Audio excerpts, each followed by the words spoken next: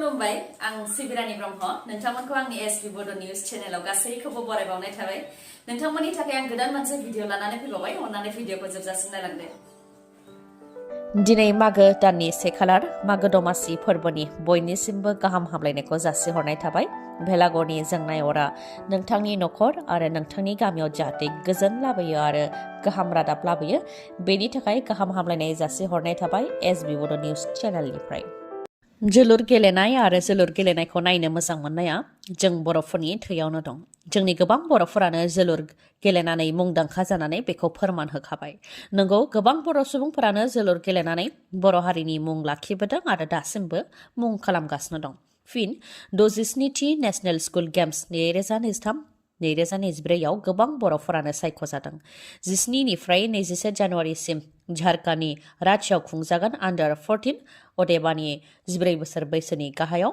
हौवासा आरो हिन्जावसानि थाखाय 67थि नेशनेल स्कुल गेम्स 2023-2024 सायख'जानाय आन्डार 14 हौवासाफोरनि मादाव नीलज्योति बर' रतिराम बसुमतारी जुगामप्रित बर' आरो दैमु बर' आन्डार 14 हिन्जावसाफोरनि मादाव हेपि बर' रिजिना बसुमतारी रिबिका बसुमतारी अनजुलि ब्रह्म सनामाया बर' आरो पाटकि खाख्लारि फोरमायथिनो गोनांदि सायख'जानायफोरनि मादाव मिरु दुलाराय बर' फरायसा आफादनि गाहाय दिपेन बर' बिथांनि फिसाज्लाबो दङ बिथांनि मुङा जुगामप्रित बर' मागो दमासिनि रंजाफुबाय थानायनि गेजेरावनो रायजोआव गोबां जाब्रबथायजों गोबां सुबुंनि जिउ खहा मागो दमासियाव गासै आसामावनो रंजादों फिथा सिथाव एवदों आलासि जालायदों आरो जायगा जायगा बायदि बायदि प्रग्रामफोर खुंदों नाथाय बे रंजानायनि समावनो गोबां सुबुंनि जिउ खहा बिहावनि न'आव आलासि जाहैनाय बिजामादैया गावनि न' फारसे गिदिंबोफिननो हायासै मागो दमासिनि थाखाय नलबारिनि बेदखातायाव बिहाव बिखुनजोनि न'आव आलासि जाहैदोंमोन बिजामादै फिसाजो आरो बिथांमोननि सासे उन्दै फिसा नाथाय मटर साइकेलजों न' फारसे फैफिनबाय थानाय समावनो टेम्पुजों गोख्रोङै सौग्रावलायदों जायजों जायगायावनो जिउ खोमानो गोनां जादों बिजामादैया आरो बिथांनि बिसियाबो गाज्रियैनो जोखोम जादों जाथायनिफ्राय रैखा मोनदों उन्दै गथ'साया बे जाब्रबथायाव टेम्पु सालायग्रायाबो गाज्रियैनो जोखोम जादों गुबुन मोनसे जाथायावबो सिनाय मोनै गारिनि सौख्रांलांनायजों बिफा फिसा आरो गुबुन सासे सुबुं गासै 3 सुबुंनि जिउ खहा जादों सिनाय मोनै गारिया गंनै मटर साइकेलखौ सौख्रांलांदों जायजों गंसे मटर साइकेलाव थानाय बिफा बिनय भुजन दत्त आरो फिसाज्ला बिराज दत्तआ थैनो गोनां जादों काछारनि बाद्रियाव जादों बे जाब्रबथाया बे जाब्रबथायनि अनगायैबो माल रोगाग्रा गंसे गारिया राजा लामानिफ्राय हाखराव गलांनायाव सासे सुबुंनि जिउ खहा जादों टाटा एसि माल रोगाग्रा गारिया 18 सुबुंफोरखौ दैखांनानै लानानै थांदोंमोन बेयावनो राजा लामानिफ्राय 20 फिट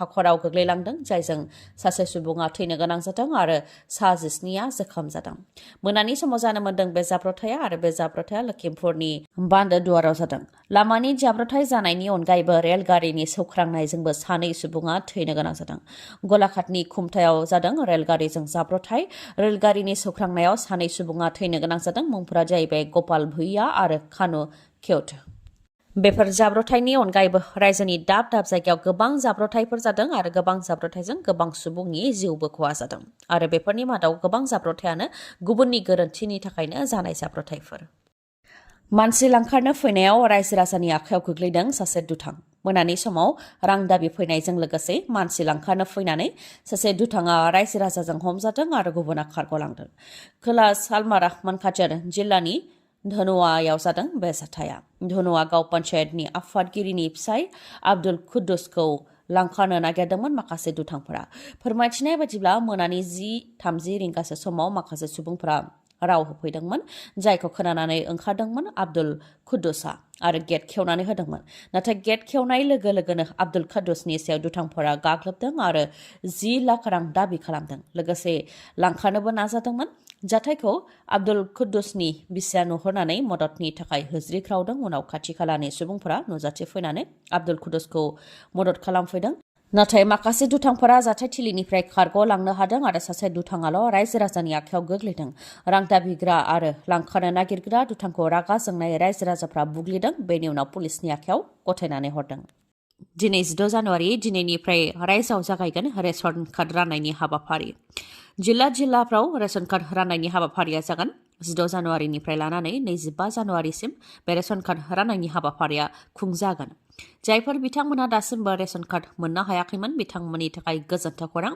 गासै 42,85,745 सुबुंफोरा रेशन कार्डखौ मोननो हागोन। बेनि मादाव बाक्सा जिल्लायाव 99,576 सुबुंफोरनो रेशन कार्ड होनाय जागोन। चिरां जिल्लायाव 96,061 सुबुंफोरनो रेशन कार्ड होनाय जागोन। क'क्राझार जिल्लायाव 1,39,587 सुबुंफोरनो रेशन कार्ड होनाय जागोन।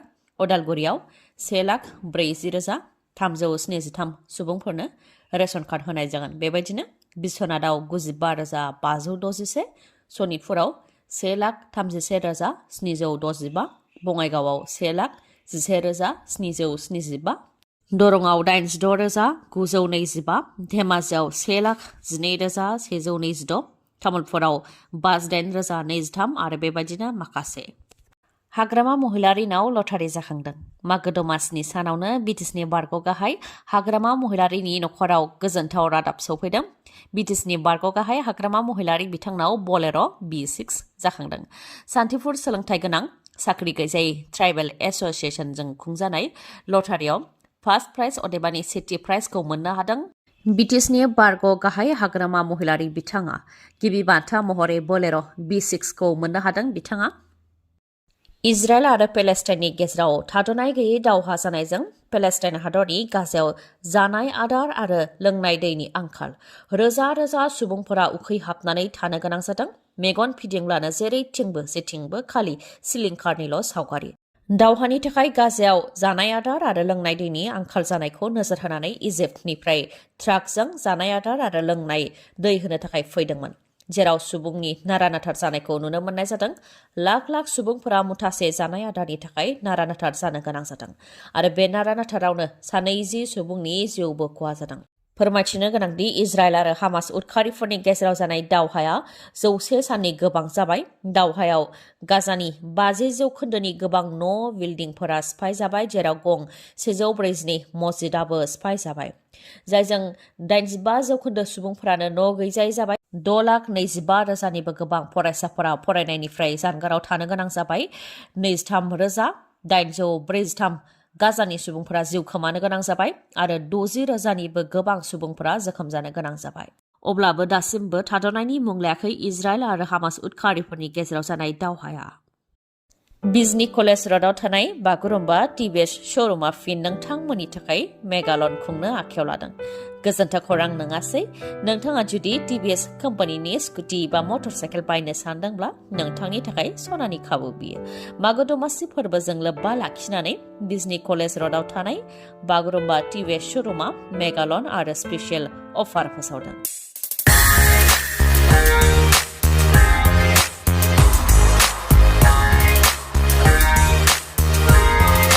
अफारफोरा जाहैबाय 1,000 रां केशबेक मोननो हागोन, टेंकि आबुं जाजासे पेट्रल मोननो हागोन, बेसेन नाङालासे 2 हेलमेट मोननो हागोन, सिट कभार मोननो हागोन आरो गोबां। बेनि अनगायैबो खम डाउन पेमेन्ट आरो खम सुदआवनो टिभिएस स्कुटि बा मटर साइकेलखौ नोंथाङा मोननो हागोन। गोदान बोसोरनि मुङाव आरो मागो दमासि फोरबोनि मुङाव गोदान मटर साइकेल बा स्कुटि बायनो गोसो दंब्ला नोंथांनि गोजाम मटर साइकेल बा स्कुटिखौ सोलायनानैबो गोदान लानो हानायनि खाबु दं। गोख्रैनो बेफोर सनानि खाबुखौ नोंथाङा आवग्रिनानै लादो, मानोना अफारा 21 जानुवारिनिफ्राय 25 जानुवारिनि गेजेरावल' थागोन। चिरां जिल्ला बिजनी कलेज र'डआव थानाय बागुरुम्बा टिभिएस श'रुमनिफ्रायनो नोंथाङा बे खाबुखौ मोननो हागोन। मोजाङै मिथिबावनो थाखाय 7002132259 बे नाम्बाराव खौरां लाहरनो हागोन। गोजोन्थों। दिनैनि भिडिअ'आ एसेनोसै। गाबोन आरो गोदान भिडिअ'जों लोगो मोनफिनबावगोन। नोंथाङा दासिमबो आंनि चेनेलखौ साबस्क्राइब खालामाखैबा अन्नानै साबस्क्राइब खालामदो, लोगोसे लाइक, कमेन्ट आरो शेयार खालामनो दाबाव। गोजोन्थों।